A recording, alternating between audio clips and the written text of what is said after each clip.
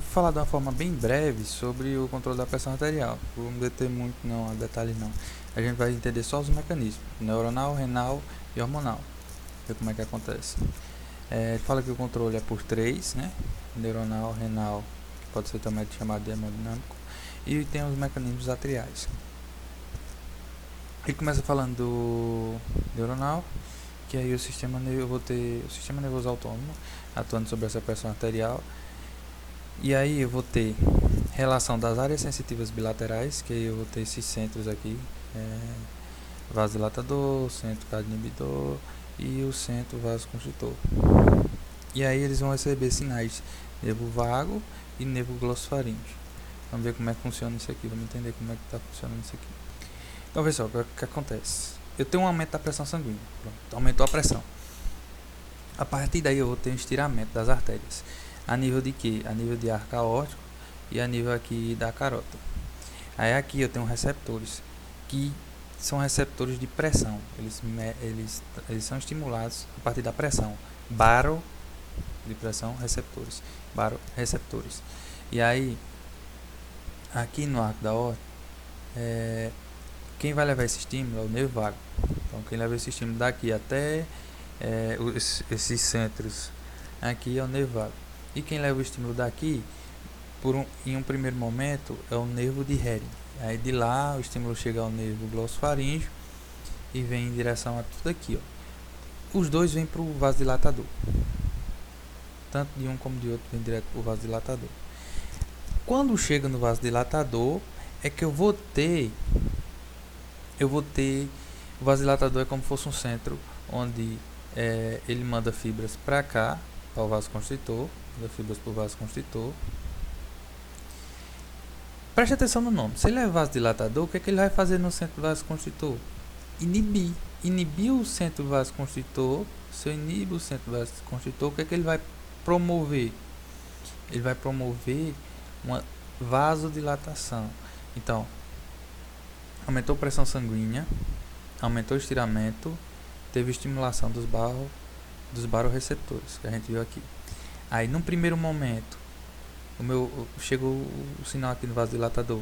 Eu tenho inibição do centro do centro vasomotor, que é esse vasoconstritor. Inibiu. Se eu inibir é porque eu diminui o quê? A estimulação simpática. Diminuiu a estimulação simpática. Logo, eu tenho uma redução do tônus vascular. E aí eu tenho uma vasodilatação. Porque vasoconstritor, ele está fazendo o quê? Está contraindo o vaso. Se eu faço a inibição dele, eu diminuo essa atividade simpática e aí o vaso relaxa, ou seja, tem uma redução do tônus vascular, causa uma vasodilatação. Se dilata o vaso, o que acontece com a pressão nesse vaso? Diminui. Então, é toda essa sequência.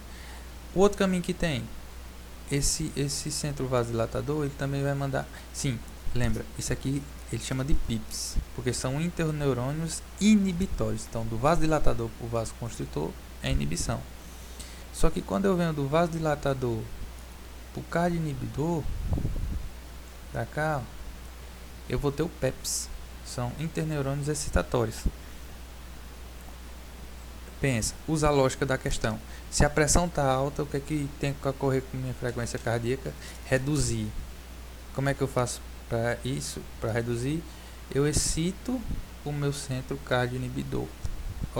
Estimulo o centro cardioinibidor, aí vai por meio do nervo vago, diminuir, reduzir a frequência cardíaca, ou seja, o coração tem que bater mais devagar, bate mais devagar aí, para relaxar, para diminuir essa pressão. Então o coração diminui a frequência e aí ele relaxa, ele baixa essa pressão, ajuda a baixar essa pressão. Então é essa a ideia aqui nesse primeiro momento. Então a gente entendeu como é o controle pelo mecanismo neuronal. E aí quando ele fala nessa síncope vasovagal, o que é que vai acontecer? Eu vou ter um início de estímulo no córtex emocional, a parte emocional do córtex, e aí ele vai causar uma ativação do centro cardioinibidor e vasodilatador ao mesmo tempo. Lembra, o vasodilatador ele vai agir no vasoconstritor inibindo, a gente viu lá atrás, e aí ele causa uma diminuição da pressão. O cardioinibidor vai diminuir a frequência cardíaca, diminuindo a pressão. Então, quando eu ativo esses dois centros ao mesmo tempo, eu tenho uma queda brusca na pressão. E aí, se a pressão ela cai muito, lembra, vai ficar difícil o fluxo sanguíneo até o cérebro, que é a parte mais alta. E a tendência é você ter um desmaio, porque você está diminuindo o fluxo sanguíneo cerebral. Quando eu falo do mecanismo renal, eu te lembro, a pressão está alta. Se a pressão está alta, eu vou aumentar a pressão hidrostática no néfron, ou seja, no capilar do glomérulo. Vai aumentar a pressão, porque o fluxo está alto, está aumentando a pressão. A pressão está alta, então o líquido vai estar passando com força ali. Se ele passa ali com força, quando é terminada com a pressão hidrostática maior, eu vou ter uma maior filtração. Se eu tenho uma maior filtração, eu tenho uma maior formação de urina, maior diurese. Beleza, se eu tenho uma maior diurese, eu diminuo o volume do compartimento extracelular, ou seja, eu diminuo o meu volume sanguíneo. Não está filtrando sangue, filtrou mais, está gerando mais urina, então diminui o volume de sangue. Se eu diminuo o volume de sangue, eu tenho uma diminuição do meu débito cardíaco, porque está chegando, eu diminuo a quantidade de sangue que chega até o átrio, então diminui o débito cardíaco. E aí, se diminui o meu débito cardíaco, eu tenho a diminuição da pressão. Então, o mecanismo renal também é bem simples. Pronto, no primeiro reflexo atrial que eu vou ter, um dos reflexos atriais que eu tenho, ocorre o seguinte: a pressão do organismo está alta. Aí o que vai acontecer? Eu vou ter um aumento do retorno venoso. Aumentou a quantidade de sangue que está retornando para o átrio, consequentemente esse átrio direito, ele aumenta a pressão. Se ele aumenta a pressão, eu vou ter um aumento da distensão da parede do átrio. Se distende, a partir desse aumento da pressão, a partir desse aumento da distensão da parede, eu tenho um aumento na produção da PNA, peptídeo natriurético. E aí, peptídeo natriurético atrial. E aí, o que vai acontecer? Ele vai causar uma diminuição da pressão. Como é que ele vai causar essa diminuição da pressão? Como é que esse PNA vai causar uma diminuição da pressão? Ele vai impedir a reabsorção de sódio. Só isso. Ele vai chegar lá no néfron e impede, a nível de túbulo contorcido distal, ele impede a reabsorção de sódio. E aí, se não tem reabsorção de sódio, se esse sódio ele fica na urina, a tendência é a água ir atrás do sódio, direto para a urina. Então, eu vou ter deslocamento do líquido para a urina. Então, se eu tenho deslocamento do líquido, do sangue para a urina, eu vou diminuir a volemia. Se eu diminuo a volemia, eu diminuo a pressão arterial. Então, poderia até colocar aqui, se você quiser colocar entre os dois, que esse aumento da PNA ele vai diminuir a volemia. Por quê? Porque ele vai impedir a reabsorção de sódio. Impede a reabsorção de sódio. Se eu não reabsorvo o sódio ele fica na urina. Aí, se a urina fica concentrada, a tendência é ela puxar água. Puxar água da onde? Puxar líquido da onde? Do sangue. Então, diminui a quantidade de líquido no sangue, entre aspas, para a gente poder entender essa ideia. Então, PNA vai baixar essa pressão. Essa PNA produzido pela distensão da parede atrial vai baixar essa pressão. Segundo reflexo atrial, vamos lá.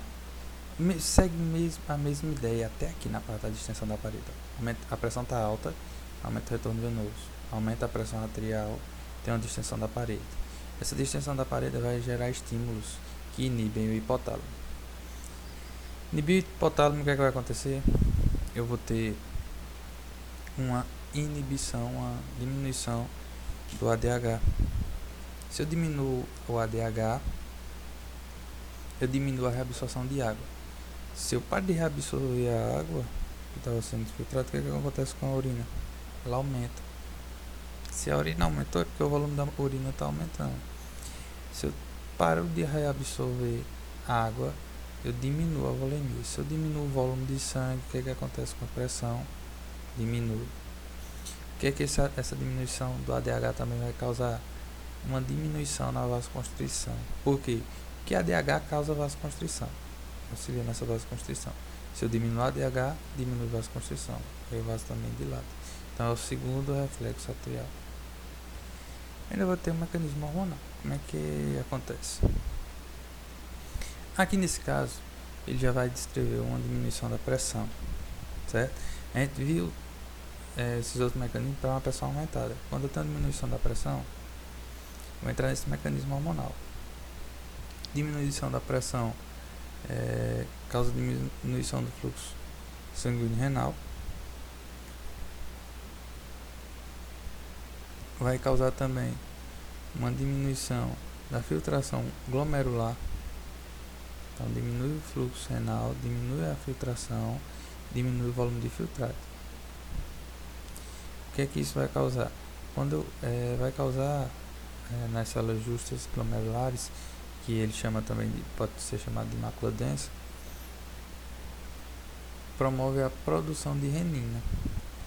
Essa renina ela vai entrar em contato com angiotensinogênio que é produzido no fígado e vai formar angiotensina 1.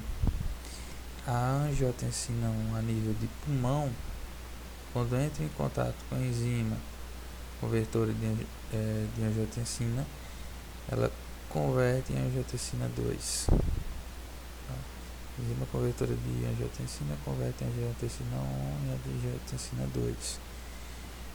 Essa angiotensina 2, ela vai para cá que é mais fácil. Ela vai ser um potente vasoconstritor. Se eu faço uma constrição do vaso, aumenta a pressão.